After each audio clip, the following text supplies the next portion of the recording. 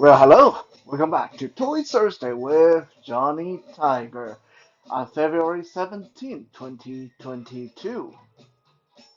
Of course, I got to do my daily announcement so we're all on the same page. Starting next week, we'll be going on a bit of a hiatus. I'll be doing a lot of behind the scene organizing and categorizing, putting our currently existing almost 900 videos into relevant playlists. So, this is to say, I will be sort of outline for about a week, actually a month, sorry, and we'll be back into full production in April, and daily video will resume in April. But fear not, even though it will look like nothing going on for a month, there's a lot being done, and if I have something I just can't resist, I will check in and share with everybody. But for the most part, expect me to be very low key and off the radar for about a month.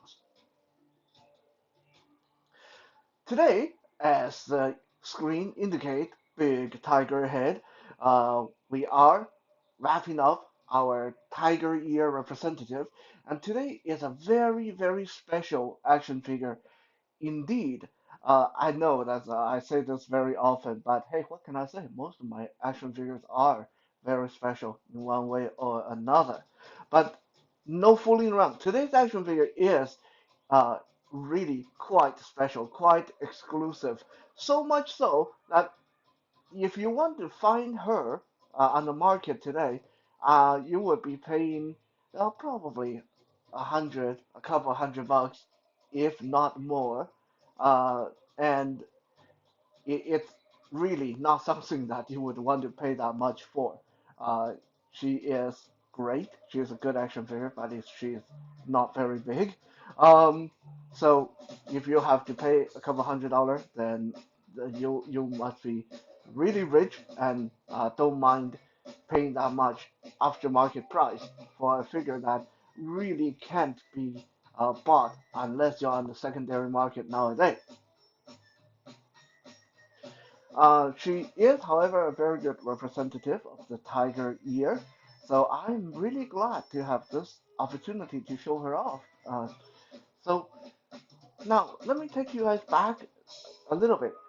You guys have all heard me mention this group of toy makers multiple times. They are one of my favorite group of toy makers in the past 10 years. Actually, we probably can go back to the last 30 years because they used to work for Todd McFarlane in the mid 90s, and back then I loved McFarlane action figures, and a lot of those were work done by these guys. And they've since moved on and formed their own little company, and they've worked and contracted their work out for Mattel and NECA and a lot of really great action figures in the early 2000s had their uh, marks all over them. And yes, you probably guessed it by now if you have been paying attention. I am talking about none other than the Four Horsemen Studio. The Four Horsemen Studio. Um, just such a talented group of people, and they have done something that almost never heard of in action figure history. They have taken an original concept of their own, made action figures based on the original concept. It's not tied into any major video game or movie or comic book, which means you buy these figures based on what the package tells you, what the box tells you, the story that's printed on the box. You have no prior knowledge to them, no connection whatsoever. And more than that, these action figures are not even available in major outlets, in major toy shops and stores.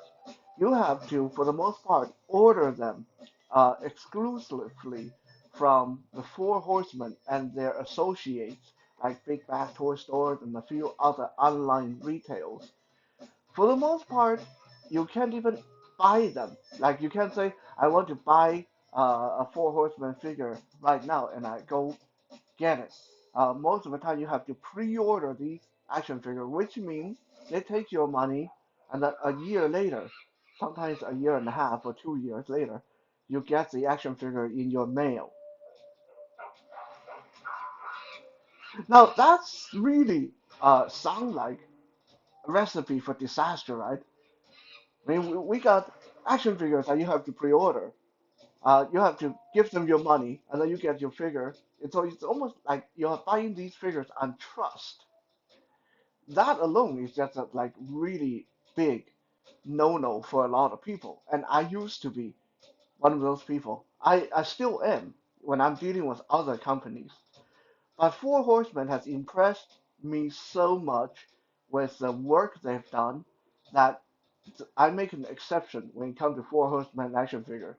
Because when it comes to Four Horsemen action figures, it literally is the case of you pre-order it now and trust that they'll get it to you later, or you will not get it at all. Or if you're lucky enough, you will find it on the aftermarket, like eBay, for example, or Craigslist, and then you end up having to pay like $200 or $300 for them. Now, this very successful toy line that launched by Four Horsemen, of course, I've mentioned this many times before too, called Mythic Legions. And I have showcased a few Mythic Legion action figures on our Toy Thursday before, and I will do so uh, in the future again and again because there's just so much greatness to come out of that. Uh, for a more professional for more professional reviews of Mythic Legions and how it's grown into a massive community of customizers and collectors. Just do a quick YouTube search if you're interested. There are a lot of other professional, much more professional reviewers than myself out there. But I'm going to take you back even further today into Four Horsemen's history. Because before Mythic Legion, Four Horsemen had launched or attempted to launch a few uh, toy lines that already showed some uh, already foreshadowed the greatness to come. But however, those toy lines did not reach the success that Mythic Legion ended up reaching. Most of those toy lines ended up uh, being cancelled or just die out after a couple of waves of figures. So they became one of those. They became some of those things, some of the toy lines that could have been, but never gotten to where they should. You can say that those were the test shots, those were the experimental stages when the Four Horsemen were trying to get all their things, all their stars aligned, all their things lined up perfectly. And it was the things that they learned from those earlier toy lines that drove the success of uh, Mythic Legions.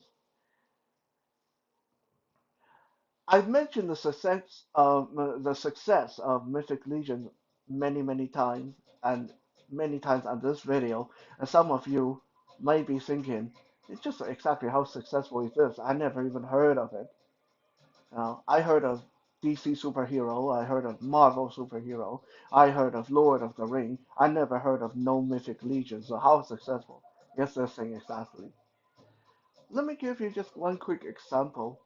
A couple of years ago, during one of the fundraising pre-order process of Mythic Legion, I think it was Mythic Legion Series 2.0, called Advents of Decay, because there's a lot of evil characters in that particular series. Between the time that the Four Horsemen announced the Kickstarter, the fundraising campaign, to when I heard about it, which was about 5 days later. Yeah, I'm always a little bit behind. Uh, between those 4 or 5 days, it went from uh, $0 raised, $0 in pre-order, all the way up to 900,000 US dollars. Get this.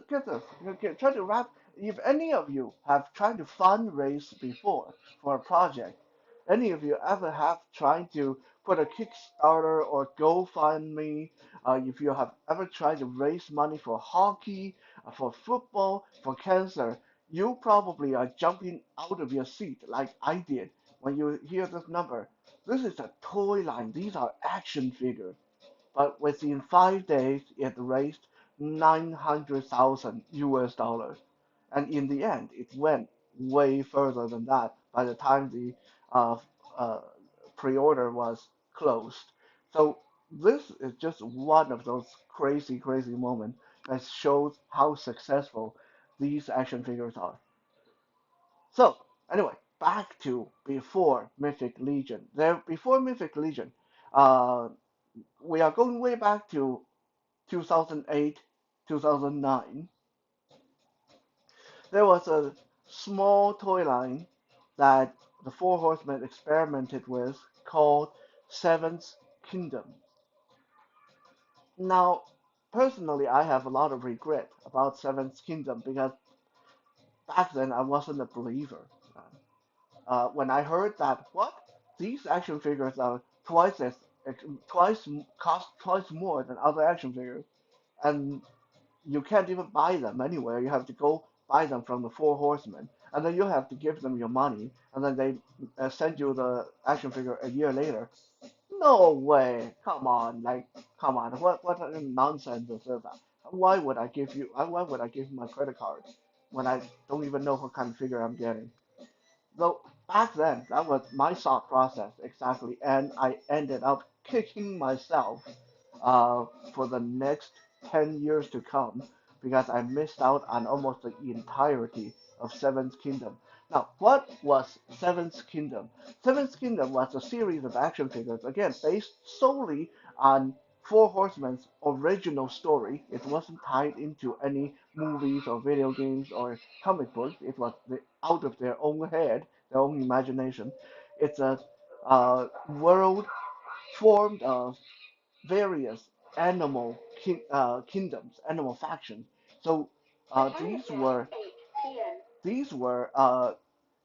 giant walking elephants, like bipedal elephants, walking on two legs, dressed in shiny knight's armor. These were uh, armored rhinoceroses, armored hippos, and warthogs. These were giant warriors with these different animals' attributes and body parts. Yeah, I mean, now, if you ask me now, would I buy into that? I would say, yes, yes, please, here's my credit card, get me some. Back then, yeah, it was kind of a, misstep in my action figure collecting uh, history. But anyway, we all have to learn somehow. Sometimes these lessons kind of painful. Um, so anyway, I missed out on most of these really cool animal warriors, animal characters. Uh, and I definitely don't want to go onto eBay and pay $200 for them now when I could have gotten them back then for 35 bucks. Now, if someone wanted to sell me one for 50 bucks, I'll buy it, but I'm not going to pay $100 or $200 for these. Especially, one thing I will say that one of the glitches, and we'll see it later in this review, was the joint design, the articulation of these figures were either really loose or easy to break, or just wasn't functional at all. Like I said, the Four Horsemen was at that stage where they were trying to learn how to make really, really good functioning, unique action figures at the time. So there were a lot of quality control problems. I did, however, end up getting one of these Seventh Kingdom animal warriors finally, in the end, just as the line was dying out, just as the toy line was dying out, I finally became uh, uh, convinced to put down money for one of these guys. And the only reason was because it was exclusively sold by one of the online toy retailers that I buy from exclusively, which is Big Bad Toy Store based out of the United States. Now, for those people that don't know Big Bad Toy Store, for me, it has been one of the best sources with for action figures. Very reasonable shipping, even into Canada. What what is really good about Big Bad Toy Store is they have a pile of loot feature. Uh, Now, Big Bad Toy Store has not paid me to advertise for them, but I like to give credit where credit's due, so I want to give them a quick shout out. Big Bad Toy Store. They've taken so much of my money in the past 20 years, but I've also gotten so much great action figure from them. Um, the pile of loot feature from Big Bad Toy Store is quite unique. It is that when you buy an action figure, after you pay for it, rather than they ship it right away, you can add it to your pile of loot. And the pile of loot will hold your action figure basically in reserve for 3 months. So which means if you want to buy, let's say it's Thanksgiving and you saw a couple of action figures that on sale and you buy it, but you are thinking, well, if I if I buy them now and pay for shipping, then Christmas come around, there's going to be another sale. I have to pay for those action figures and pay for shipping again, and that means I have to pay for shipping twice. Well, the pile of loot will hold your Thanksgiving action figures in reserve, and so when Christmas sale come around and you buy more action figures, you can combine the shipping. So you only have to pay for one shipment in the end. That is my favorite purchase feature in any online retail. Uh, so yeah, Big Bad Toy Store, my online go-to for buying action figures from the United States. Um, at the end of the Seventh Kingdom toy line, uh, let me quickly guide you guys through the story. So there's in the Seventh Kingdom, I guess there was like many different animal kingdoms. There's a kingdom, elephant kingdoms, and ox kingdom, and rhino kingdom, and so they were sort of at war with each other. And near the end of the toy line, all these kingdoms sent their ambassadors to this great meeting to decide how can we reach world peace? How can we bring an end to the war and turn uh, become an alliance and we can deal with external threats? So the Rhino Kingdom sent a Rhino representative, and the Elephant Kingdom sent an Elephant representative, and so on and so on.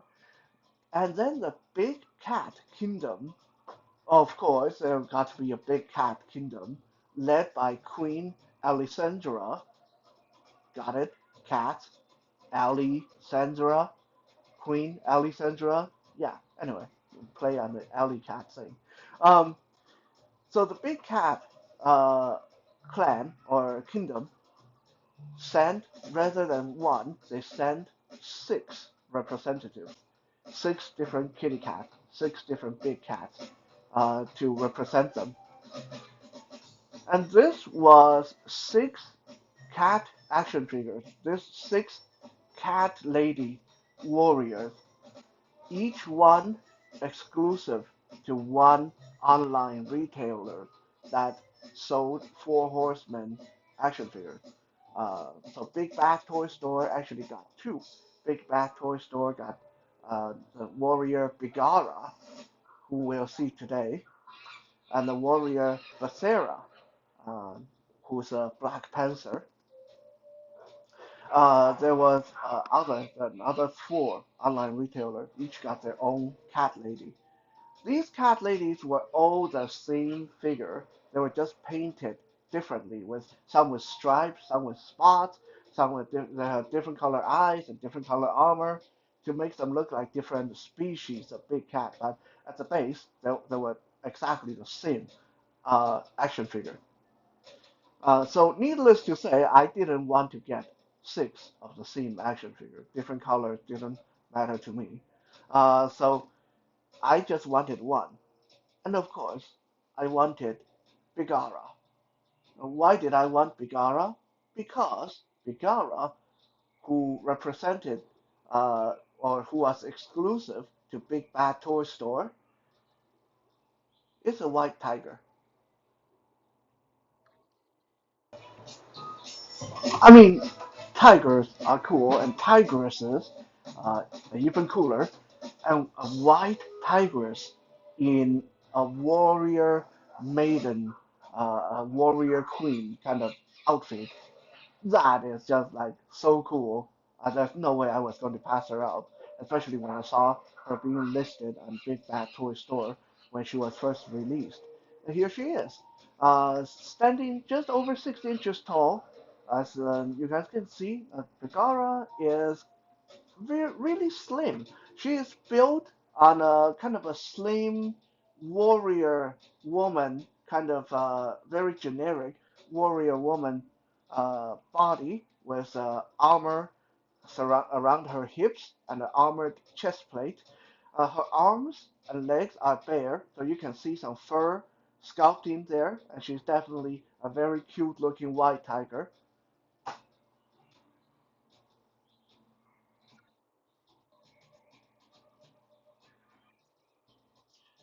Her armor is bronze and accented with jade green jewelries. As we can see, that she has cute little ears and definitely a very big cat style head. Now, because they were trying to use the same design for six different kinds of big cats, so they didn't go very specific to make them look like tiger head or a leopard head. They just went with something really generic looking, but it worked. It worked. Uh, her neck is surrounded with a very high collar piece from her armor. Now, there's some paint omission that kind of ruined this figure's look. So I was told that they only painted fur on like the color of the fur on the outside of her arm. So if you look at the inside, the underside of her arm, the color don't match. Again, as a blind person, this really doesn't matter to me, so it doesn't bother me at all.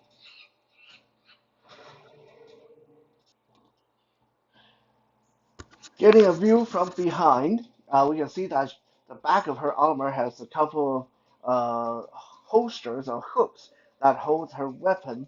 Now, I will caution you that these don't work as good as they should. So the weapons tend to pop out, or if you try to push them in too hard, it will break the attachment on her back. So be very careful. Like I would just say that be very, very careful handling any action figure from this Seventh Kingdom toy line. Even though I don't personally have a lot of experience with them, because Biggara is the only one I've acquired, I have heard over and over again how things get broken when they were handled. So uh, the plastic used was really brittle, and in fact, I've even broken the weapon on Biggara as well. Uh, Even though I was already warned that the weapon was very delicate and I had to be very careful, and I was very, very careful, but it broke regardless. So anyway, we'll talk a little bit more about that when we come to talk about her weapons. From her back, we can also see that she has a cute little kitty cat tail hanging down with her backside.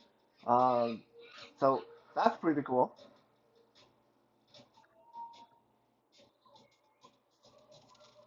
We can also see that her feet are definitely very cat-like. It got a cute tiger paw rather than regular human feet, and they are bare feet. Uh, I mentioned this last time when we talked about the Vashur Tiger Warrior, that it's silly for a tiger warrior to wear shoes because, that's like uh, denying yourself of one of your major weapons as a cat warrior. You need your back claws to be exposed, and luckily, this action figure has her back paw exposed.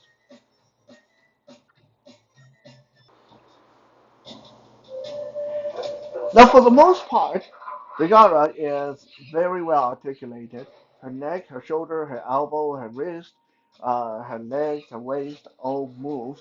Now, I know I have not been changing up her pose like I usually do with a lot of other action figures while I'm talking about them, but again, this is such an exclusive special action figure.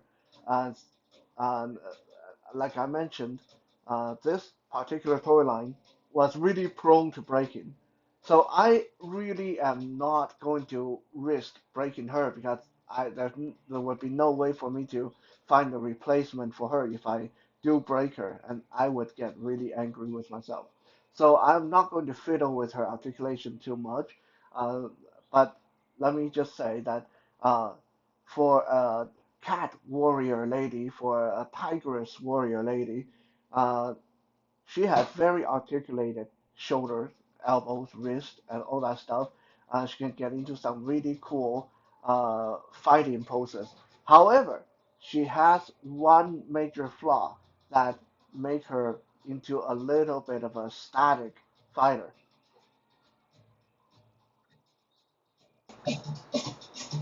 Bringing her closer to the camera, we can see that her lower body has this really cool loincloth and armor plate combination that form kind of looks a little bit like a mini skirt, but it's armor.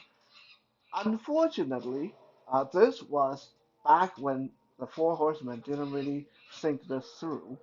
Uh, Nowadays, when you get Mythic Legion's action figure, if they have armor plates like these, the plates would either be very soft plastic so they can flex out of the way, or they would be articulated with their own joints so they can move out of the way. On this action figure, however, these plates are quite rigid, which means even though her legs can move, there's no way for them to move because the armor plate effectively frame them and hold them in place. So this is not going to be a tiger lady that can crouch down or get into any ballet movements or anything cool like that. She's kind of cursed to have her legs standing straight at attention like that for eternity.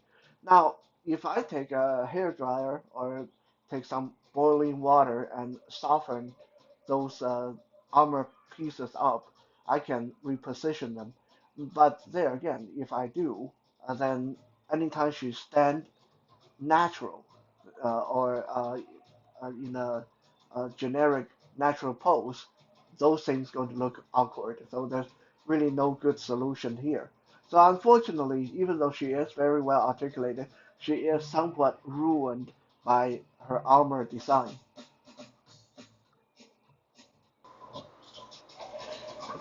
Now let's look at her weapons. She comes with two weapons, and the first one we're showing here is this long-handled curved sword that we've seen was sheathed on her back, and now she's got in her left hand.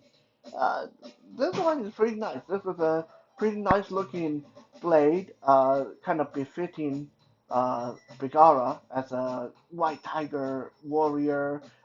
She's also a queen's guard, by the way. She's not just the ambassador for her kingdom. She's also one of the royal guards for her queen.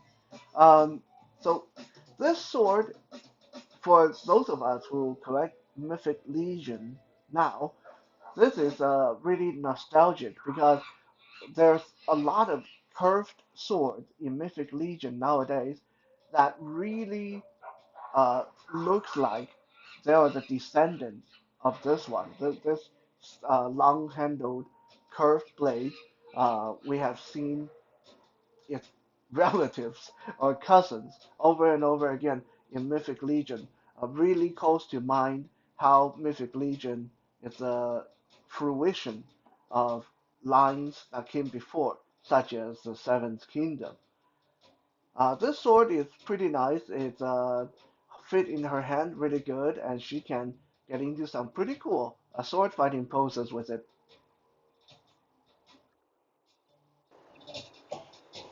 Her articulation in her arm is actually good enough for her to get into a two-handed grip with the sword, which sounds simple, but if you have messed with action figures that have swords before, you know how difficult it actually is to get some of them to be able to get both of their hands on the hilt of the sword. So this is quite nice that she definitely can do a two-handed grip on this sword.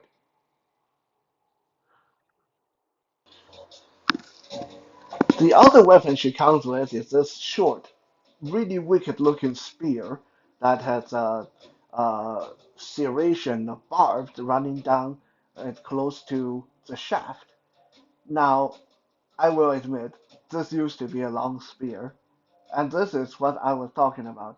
Even though I was warned that her spear is very delicate, very easy to break, I was extra careful. The moment I got it out of the package, it broke. So rather than a long spear, it turned into a short spear.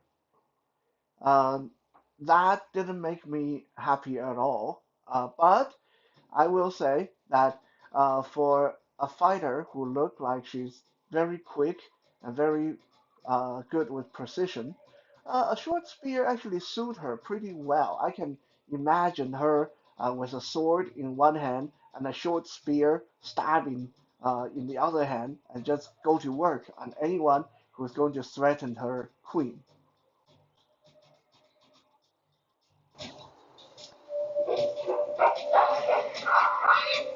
Again, some people may say, why would you pay so much money getting such a small action figure, such a slender action figure? Because she is. She is very slender. She's very small.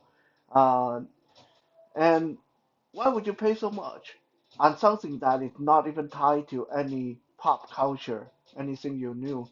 Uh, my answer is pretty much the same as last week. I mean, come on, man. It's a white tiger lady. It's a white tigress in a really cool looking bronze armor with really cool looking weapons in her hand. How could I have passed her up? So that rounds up our tiger ear representation. When I return from the little hiatus, we'll probably go back to rounding up the grandpa's last throwdown, and then who knows? Then I'm sure we can find a lot of really cool things to talk about and look at. We'll be back again tomorrow for Fitness Friday. For now, have a good night.